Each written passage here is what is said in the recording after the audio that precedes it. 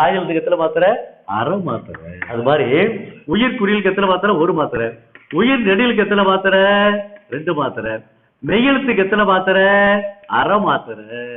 அதே மாதிரி ஆயுதத்துக்கு அரை மாத்திரை. சரிங்களா? உங்க பேர் என்ன பேரு? உங்க பேர் ஆறுமுகமா? சரி, ஆறுமுகம் போட்டாச்சு. ஆறுமுகத்துக்கு எத்தனை மாத்திரை கண்டுபிடிப்போமா?